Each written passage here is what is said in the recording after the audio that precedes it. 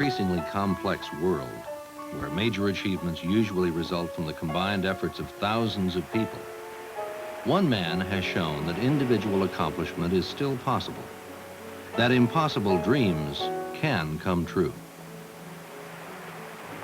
If we wish to accomplish and to push frontiers, if we wish to seek in the outer fringes, maybe we do have to risk a little bit.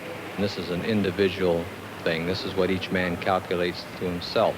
I have received training, I have received skills that I should utilize to my fullest extent.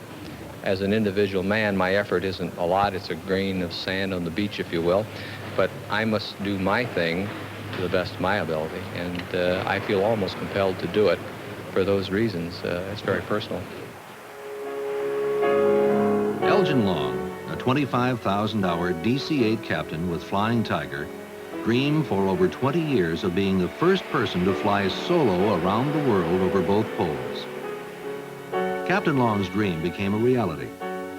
His 28-day, 36,000-mile self-financed flight touched down on all 7 continents, set 3 world's records, and earned him the Gold Air Medal, awarded only to a few select aviation heroes, including James Doolittle, Igor Sikorsky, and Charles Lindbergh. Elgen Long's courage, ability, and determination contribute to the legends of an industry and a nation, and prove that there is no such thing as an impossible dream.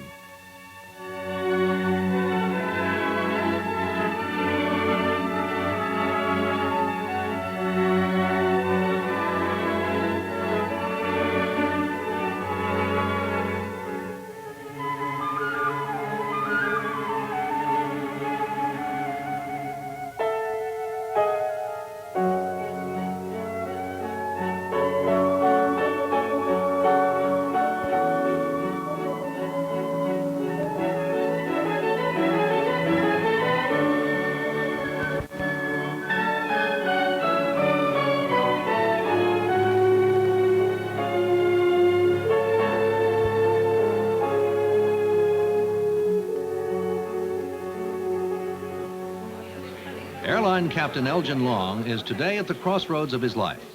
For 23 years, he has been telling his wife, Marie, about his dream, to be the first pilot to fly solo around the world via the North and South Poles. Long's dream comes to life at 2 p.m. on runway 28 of San Francisco International Airport as he heads for all 7 continents and the first solo flight across Antarctica. Long will be reporting back to San Francisco by a special telephone hookup, in flight over the North Pole and Timbuktu and the other exotic parts of the world he'll see from the window of his Piper Navajo as he lives a 23-year-old dream he calls Crossroads Endeavor. This is Dave McElhatton, KCBS News Radio. Well, after talking about it for 23 years, at least over 20 years, I found myself at my own personal crossroads. My wife and family had been listening to me year by year talk about it, and I had to either do it or quit talking about it. At the time seemed right. Everything was right for me to do it now. Not only was it the crossroads of my life, let me show you on the globe. By crossing the North and the South Pole, all the meridians converge at that point, so that's the crossroads of geography. By crossing the equator over here at the prime meridian and the equator at the international date line at opposite points in the Earth, I was crossing the crossroads of time. So the flight really was truly a crossroads flight. Once I'd committed myself to the flight, the first thing I had to do was select an airplane. So I set out to find the best airplane that was in my budget, something I could afford, and I laid out what the airplane had to do for me. It was pretty formidable. I had to select an airplane that had a reliability, it had the range, it had the all-weather capability. Because imagine, to do the flight, I'm going to fly over the North Pole during the Arctic night. This means temperatures 30, 40 below zero. I'm going to fly across the Sahara deserts with temperatures to 110. But above all, the whole flight of over 36,000 miles in over 200 hours meant reliability, mechanical reliability, integrity. And this I found everybody that I checked with, the Navajo was the airplane. So I selected the Turbo Navajo to be my machine.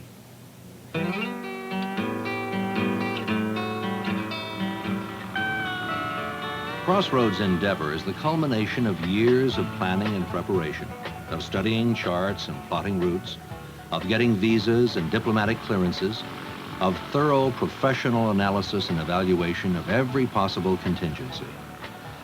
Inside the Piper Navajo, 4 large fuel tanks have been installed, increasing its capacity to 623 gallons, its range to 4,000 miles. From Flying Tiger, Long obtained a polar compass, and Delcoat supplied and installed its carousel inertial navigation system. A navigational computer developed for the Apollo moon flights, the $100,000 INS, will guide Captain Long unerringly to the 4 crossroads of the world, the crossroads of his dream. All of the necessary arrangements have been completed. All of the complicated equipment has been installed and tested. Critical spare parts have been purchased and packed, although it turned out not one spare part was needed during the entire flight. Finally, to keep awake, Long includes a $2.98 alarm clock.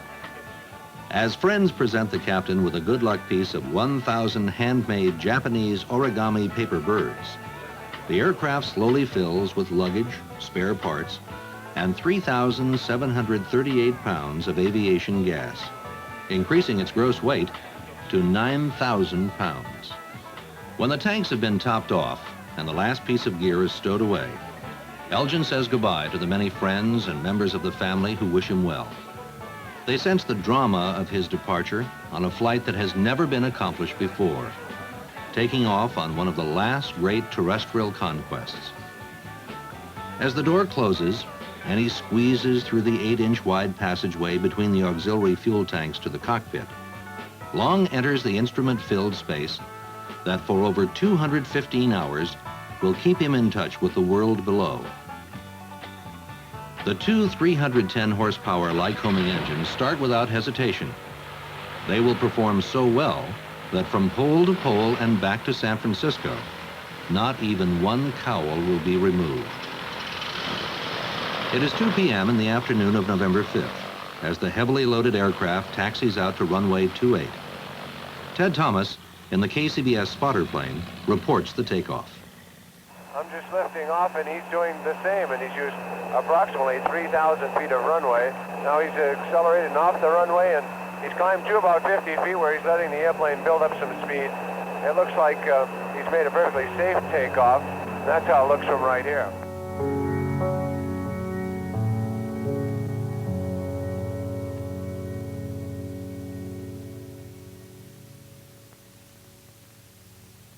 The weather after the takeoff out of San Francisco was beautiful. All the way up the Oregon coast, it was fine.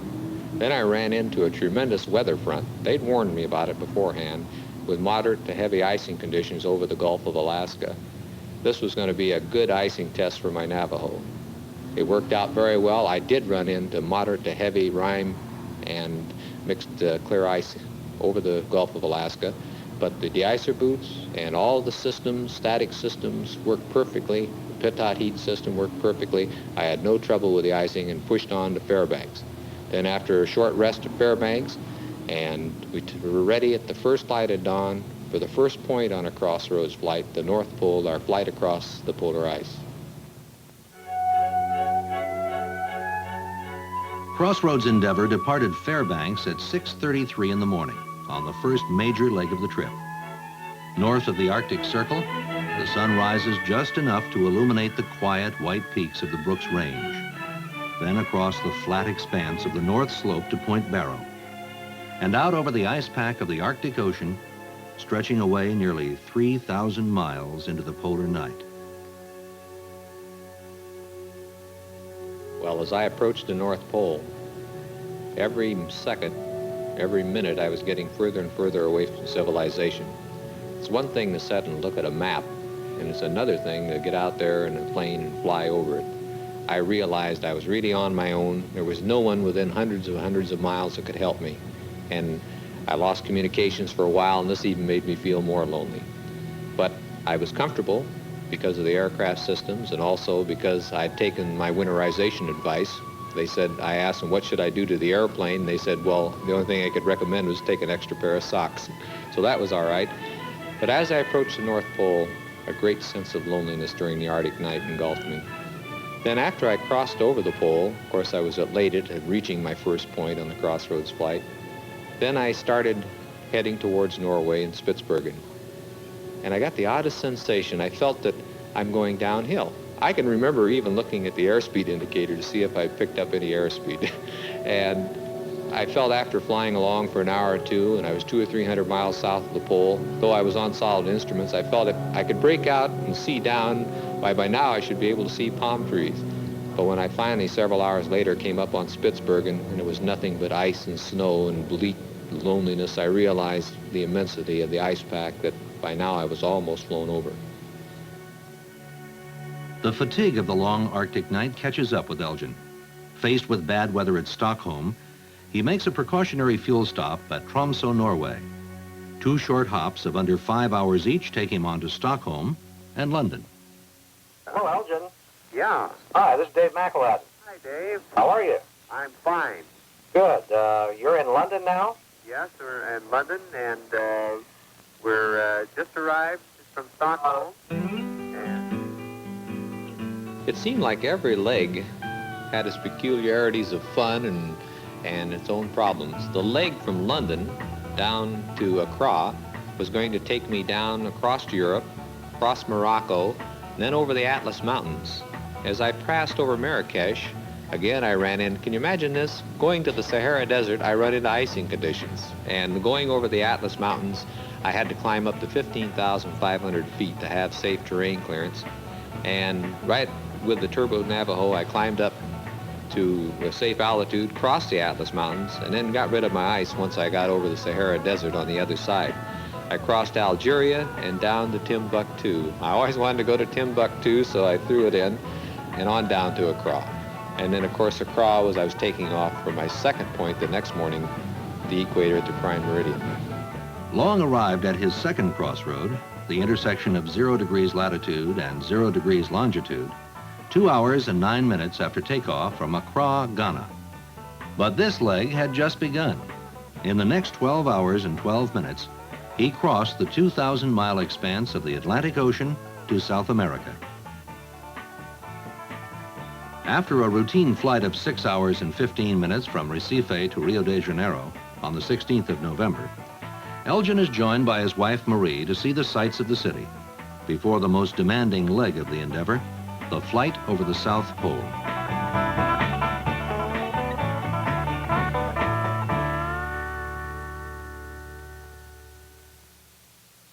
When we left Rio, my airplane and I, we arrived in Punta Arenas right on schedule. I had half the flight behind me, and I had to be in Punta Arenas ready to take off on the 20th of November. I had the whole flight planned, and I had a 6-day time window, if you will. I had 6 days to get across Antarctica and up to Australia. Because of the position of the sun and the moon, I had to have them both in southern declination so that they would be available for shooting. And I had to have the local hour angle of the moon at least 45 degrees to the sun so I could get a good cut to get a good celestial fix over the trackless waste of Antarctica. So there were 6 days from the 20th to the 26th. This meant I had to be ready at Punta Arenas to go on the 20th. So far, thanks to the reliability of the Navajo, I was there on the 20th, right on schedule, and I took off within a minute or two of the time I'd planned almost 2 years in advance. 97 Yankee, do you have my clearance? Yankee, you appeared first tonight on departure from Punta Arenas until level 80. Change to 126.7 after takeoff, over. Roger, cleared to depart from Punta Arenas to McMurdo Sound, flight level 080, and we'll contact 126.7 after takeoff. 97 Yankee, that's correct. Punta Arenas Tower, 9097 Yankees, ready for takeoff. 97 Yankee, clear for takeoff.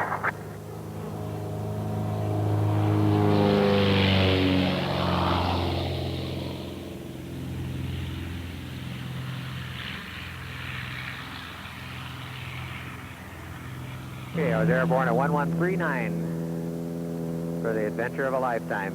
Here goes nothing. Looks like blue skies up ahead, so I'm going to level off at 4,500 feet here for a while. Maybe 5,000. I don't want to get into the clouds at all, and I can see exactly where I'm going. And the real bad mountain that I was worried about, I can see it just clear as a bell. It's very difficult for people to understand what Antarctica is. I mean, it's one of the last continents that we've explored, and I was the first man who ever crossed Antarctica alone. To cross Antarctica is really an undertaking, hard to imagine. Antarctica is bigger than the United States and Europe combined, or almost bigger than the United States and Europe. I'll give you some idea of the size. It's almost 6 million square miles. It starts out on the coast at about little low-range mountains, 2,000 or 3,000 feet high, and it builds up to an immense polar plateau. It goes up to 13,000 feet high. It's a trackless waste. There's no roads, there's no aids, there's no rivers, there's no nothing. It's just a trackless ocean of ice and no way to navigate. This is part of the problem. Also, the South Magnetic Pole is located in that area, and also it's the coldest place in the world. In the Antarctic winter, temperatures have been recorded below 100 degrees below zero. As an expert on Antarctica, Long is well aware of the dangers involved in this leg. You know, I'm worried about something. My right fuel flow started acting up, and I lost my heater at the same time. And I just wonder if I lost my heater line. I don't smell gas or anything, but I've got it shut off. It's going to get awfully cold in here. I don't know if the batteries in this tape recorder or cameras or anything else will work, but I hope this electrical system keeps working, this INS keeps working, because, boy, it's the only thing that's going for me now. Well, it's going to get mighty cold, this airplane. It's down to 25 degrees in the cabin now, which isn't bad, but outside it's 27 below zero, and the inside temperature will match the outside temperature for him through. I just took a drink of water before the water all freezes. I'm not hungry or anything. I really don't care. Just get this over with. Flying on instruments at 13,000 feet, Long's INS guides him precisely to the South Pole, as verified by the South Pole radar station. He has set his first world record, the first solo flight from pole to pole, and reached his third crossroads at 2:55 in the morning of November 22nd. With the temperature inside the cabin at 33 degrees below zero, and McMurdo still 730 miles away, exhaustion is evident in Long's voice. Boy, I'll tell you, without this INS, this trip would have been a disaster. I wouldn't go across the street without one of these things anymore. It's been very good, very good. I really can't complain. I don't know why the heater went out. All I can say is I sure like Lycoming. They sure got some nice engines here.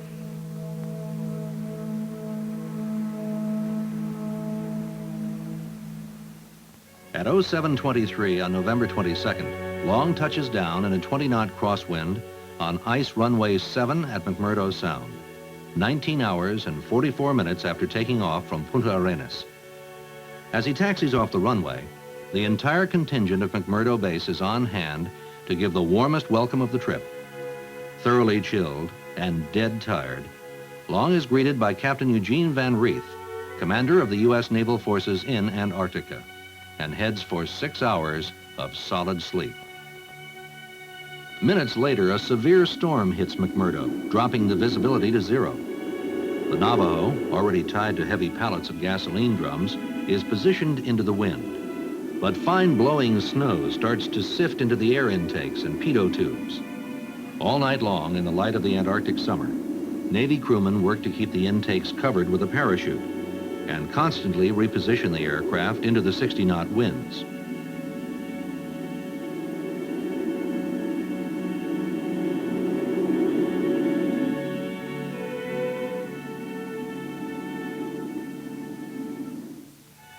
By morning, the gale slackens and visibility improves enough for takeoff.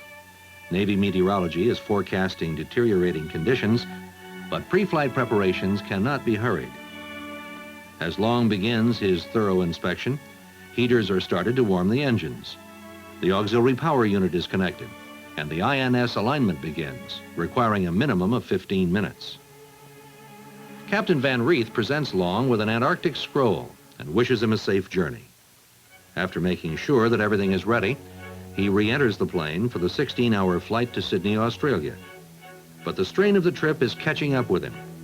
In the remaining 10 days, he will be unable to make any progress against the increasing exhaustion.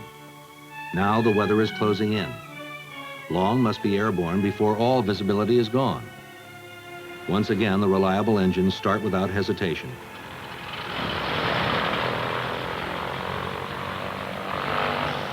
The taxi checkoff list is complete.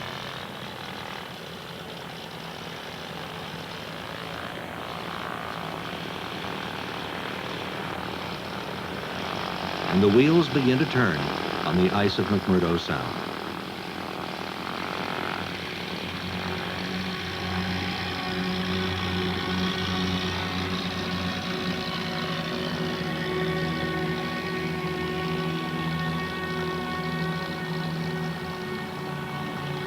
As Long smoothly, gently applies power, the Navajo accelerates, breaks contact with Antarctica, and climbs into the storm that is settling over McMurdo.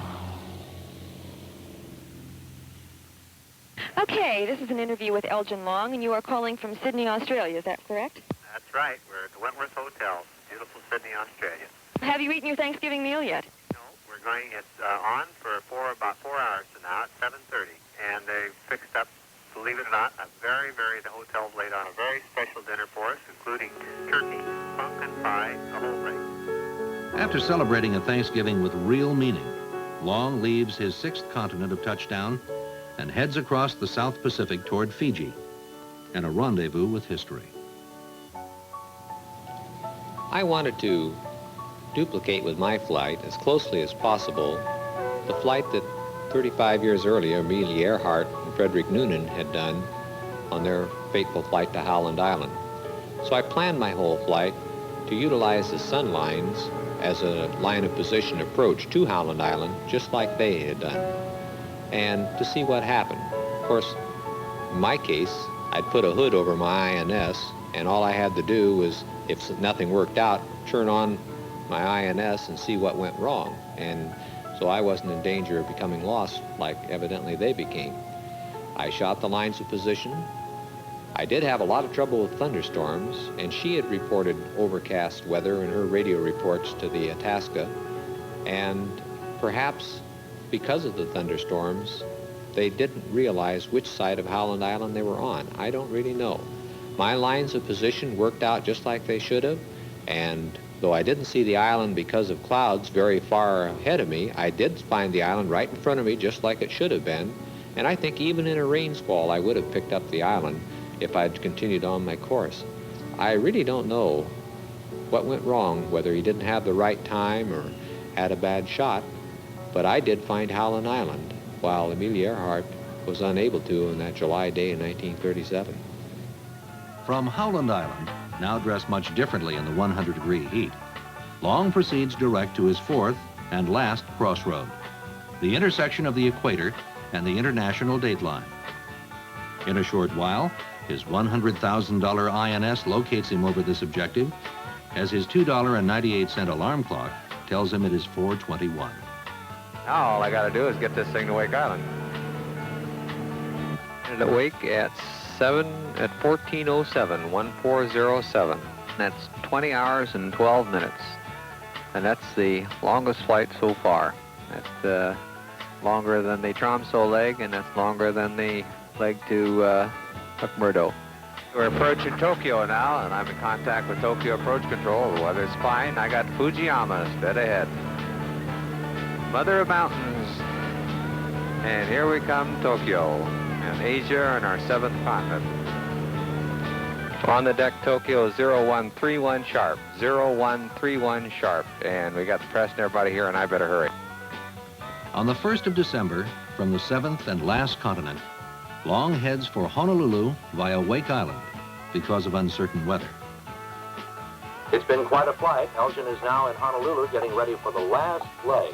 An overwater flight from Honolulu to San Francisco, and he's checking in now from Hawaii. How many days have you been gone now? Well, altogether, I think it's going to be 28 days.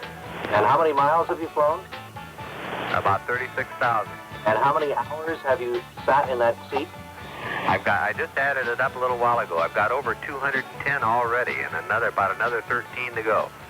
You'll spot Elgen Long the minute he's back in San Francisco. He'll be the only fellow in town that doesn't want to sit down. He'll be standing up for a long time.